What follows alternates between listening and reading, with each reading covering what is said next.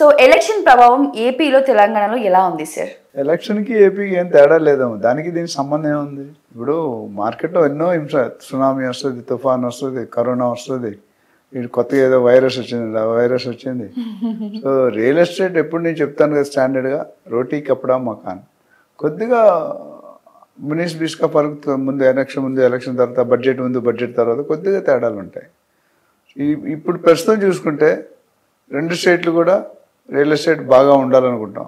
అయితే చాలామంది డౌట్ ఏంటంటే, ఈ కొత్త బడ్జెట్ అంటే సీఎం గారు కొత్తగా వచ్చారు, వాళ్ళ అమరావతి పరిస్థితి ఏంటి? మన రీసెంట్గా సెంట్రల్ గవర్నమెంట్ 15,000 కోట్లని శాంక్షన్ చేశారు అమరావతి బిల్డింగ్కి.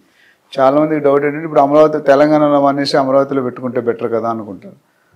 మీరు అనుకోవడంలో ఎటువంటి తప్పు లేదు. ఇప్పుడు ఎందుకంటే మనకి టంగ్ లేదు, మనం ఎటైనా ఆలోచించవచ్చు, ఎటైనా మాట్లాడవచ్చు, ఎలాగైనా మాట్లాడవచ్చు. It all depends upon the individual purpose ఏంటి, ఎందుకు కొనుక్కోవాలనుకుంటున్నాను. చాలాసార్లు మనం డిస్కస్ చేసాం. ఏంటంటే ట్రేడింగ్ కోసం కొనుక్కుంటున్నాడా, ఉండడానికి కోసం కొనుక్కుంటున్నాడా, రెంటల్ ఇన్కమ్ కోసం కొనుక్కుంటున్నాడా, లాంగ్ టర్మ్ కొనుక్కుంటున్నాడా, లేదా సెటిల్ అవ్వాలని, నేటివ్ ప్లేస్ అని సెటిల్ అవ్వాలనుకుంటాడా, ఇలాంటి వేరియబుల్ ఫ్యాక్టర్స్లో మారుతుంటాయి. ఇప్పుడు ఏపీ సెటిలర్ అన్నారు అనుకోండి, ఏపీ సెటిల్ తెలంగాణలో కంటే రేట్లు ఎక్కువైనా తక్కువైనా అమరావతి బిల్డ్ అయినా అక్కడ కొనుక్కోవాలని ప్రాధాయపడతాడు. బట్ మిగతా వాళ్ళందరూ అక్కడ కొనుక్కోవాలని లేదు కదా. బట్ హైదరాబాద్ సిచ్యువేషన్ వేరు తెలంగాణలో. సో మన 15,000 కోట్లు వచ్చింది కరెక్టే. కాకపోతే ఆ 15,000 అటు గ్రాంటా లోనా అంటే అప్పు ఇచ్చారా, సెంట్రల్ గవర్నమెంట్ ఇస్తున్నారంటే అది డౌట్. నాకు తెలిసి ఇది అప్పు కిందే వస్తున్నారు. ఏపీలో డబ్బులు లేవు. ఫస్ట్ మనం చూసుకుంటే 10 లక్షల కోట్ల అప్పు ఉంది. దాని ఖర్చులు, సంక్షేమ పథకాలు అన్నీ చూస్తే 25-30 లక్షలు కావాలి 5 సంవత్సరాల్లో. ఇప్పుడు చూసుకుంటే హైదరాబాద్లో ఆ ప్రాబ్లం లేదు. హైదరాబాద్ లాస్ట్ 50-60 సంవత్సరాల డెవలప్ అవుతూనే ఉంది. ఇప్పుడు అమరావతి 15,000 కోట్లు ఇచ్చినంత అమరావతి ఒక డే 1లో బిల్ట్ అవ్వదు కదా. డెవలప్ చేయాలంటే దానికి ఒక ప్రణాళిక ఉండాలి. సో ప్రస్తుతం ఒకవేళ ఏపీ తెలంగాణ పోలిస్తే కనుక తెలంగాణలో ఆల్రెడీ ఒక స్టడీ రేట్ ఉంది. కాదే బడ్జెట్లో తెలంగాణకు మొండి చేసి చూపించారు, ఏమి ఇవ్వలేదు. ఎందుకంటే అది అందరికీ అండర్స్టూడ్. ఎందుకంటే ఇక్కడ గవర్నమెంట్, అక్కడ యాంటీ గవర్నమెంట్స్.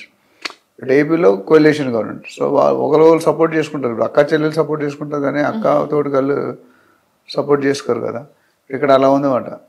సో అది ఇప్పుడు అమరావతి బిల్డ్ చేయడానికి దాదాపు అట్లీస్ట్ ఫస్ట్ phase 1 ఒక 5 సంవత్సరాలు అయితే పడుతుంది. హైదరాబాద్ లాగా రావాలంటే అది 20-30 సంవత్సరాలు పడుతుంది. మనకి 60-70 పట్టింది, కానీ అందరూ సగం టైం అయితే పడుతుంది. సో పెళ్ళి అవ్వగానే ప్రాసెస్ ఉంటుంది. అట్లానే చెట్టుకి విత్తనం వేయగానే, సీడ్ వేయగానే ఒక ప్రాసెస్ ఉంటుంది. కొన్ని చెట్లు 6 నెలలు వేస్తాయి, కొన్ని చెట్లు 1 year వేస్తాయి, కొన్ని చెట్లు 15 సంవత్సరాలు పడుతుంది. సో ఇది కూడా అదే లిస్టులో ఉంది. సో డబ్బులు ఇచ్చారు. ఒక మంచి శుభ పరిణామం ఏంటంటే 15,000 కోట్లు ఇచ్చారు. అయితే అది అంటే ఎలక్షన్ ముందు చాలా చెప్తారు, మేనిఫెస్టోలో చాలా చెప్తారు. ఇప్పుడు చెప్పారు, ఇచ్చినప్పుడు ఎన్ని కష్టాలు ఉంటాయి అని తెలియదు. గవర్నమెంట్ అనేది అక్కడ ఇక్కడ కూటమి గవర్నమెంట్ ఉంది. ఎవరైనా ఒకటి బయటకు వచ్చింటే గవర్నమెంట్ ఇక్కడ పడిపోతే అక్కడ ఇక్కడ పడదు, కానీ సెంట్రల్ అయితే పడిపోద్ది. చంద్రబాబు నాయుడు గారు చూసుకుంటే సీనియర్ పొలిటీషియన్, ఆయన మంచి అనుభవం ఉన్న వ్యక్తి. కానీ ధనం ఇదం మూలం. ధనం లేకపోతే ఏమీ చేయలేరు, మీకు ఎంత ఐడియా అయినా ఎంత ప్లాన్. సో మెయిన్ ఛాలెంజ్ అంటే ఆంధ్రప్రదేశ్కి డబ్బులు లేవు. సో రాబెడతారనే గట్టి నమ్మకంతో ఆయన సిబిఎన్ గారిని గెలిపించారు. దాని ప్రకారం ప్రణాళిక చేస్తున్నారు. బట్ స్టార్ట్ చేసి ఒక షేప్, ఒక సైజు, అంటే క్యాపిటల్ అనేది ఈరోజు దురదృష్టం ఏంటంటే మన ఆంధ్రప్రదేశ్ క్యాపిటల్ ఏంటి అని చెప్పుకోవడానికి లేదు. నిన్న మొన్న హైదరాబాద్ జాయింట్ క్యాపిటల్ కలిసి కాపురం చేసేవాళ్ళని చెప్పారు. ఇప్పుడు అది కూడా కాపురం తీస్తారు. జూన్ 2, 2024కి హైదరాబాద్ కట్ ఆఫ్ అయిపోయింది. అక్కడ వచ్చే ఇన్కమ్ రాదు, అక్కడ వచ్చే పేరు వాడుకోలేదు. ఇప్పుడు వీళ్ళు సొంతంగా అమరావతిని క్యాపిటల్ బిల్డ్ చేసి చూపించాలి. బిల్డింగ్ గవర్నర్ బంగ్లా అవ్వచ్చు, గవర్నమెంట్ బిల్డింగ్స్ అవ్వచ్చు, బ్యూరోక్రాట్స్ కావచ్చు, రకరకాల డిపార్ట్మెంట్స్ చూపిస్తారు. సో అవన్నీ చేయడానికి డెఫినెట్గా టైం పడుతుంది. సో ఇన్వెస్ట్మెంట్ అయితే ఇది 2 పక్కల చేసుకోవచ్చు. ఎందుకంటే తెలంగాణలో చేసుకుంటే ఇమీడియట్ రిటర్న్స్ వచ్చే అవకాశం. ఏ ఏరియాలోనే మనం సపరేట్ ఒక వీడియో చేద్దాం. ఆంధ్రాలో ఏంటంటే ఇప్పుడు పెట్టుకుంటే ఒక 8 to 10 years ఆగాలి. ఎందుకంటే రేట్ పెరగాలంటే అక్కడ ఇన్ఫ్రాస్ట్రక్చర్ ఉండాలి. ఇన్ఫ్రాస్ట్రక్చర్ లేదు మనకి.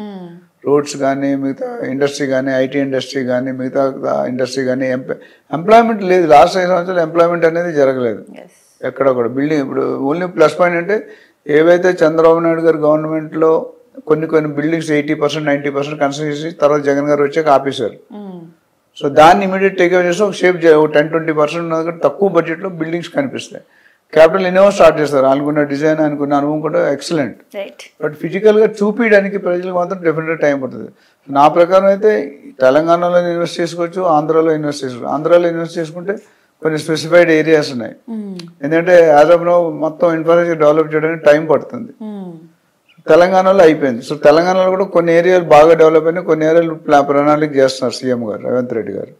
సో వేచి చూసి ఇప్పుడు ఇమీడియట్గా అయితే నాకు తెలిసి ఈ ఇయర్ ఎండ్కి అంటే 2024 ఇయర్ ఎండ్కి ఒక కంప్లీట్ క్లారిటీ వస్తుంది. సో బడ్జెట్లో కొన్ని రంగాలకి ఇచ్చారు, కొన్ని రంగాలకి ఇవ్వలేకపోయారు. సో ఇప్పుడు ఓఆర్ఆర్ మాట్లాడుతున్నారు, ఐటీ ఇండస్ట్రీ మాట్లాడుతున్నారు, పోలవరం ప్రాజెక్ట్ మాట్లాడుతున్నారు. ఇవన్నీ కూడా ఒక షేప్ రావడానికి చూడడానికి కూడా కొంచెం టైం పడుతుంది. ఆ టైం వెయిట్ చేస్తుంటే మీరు ఆంధ్రప్రదేశ్లో కూడా ఇన్వెస్ట్ చేసుకోవచ్చు. క్విక్ ఇన్వెస్ట్మెంట్, క్విక్ రిటర్న్స్ కావాలంటే you can shift to Telangana.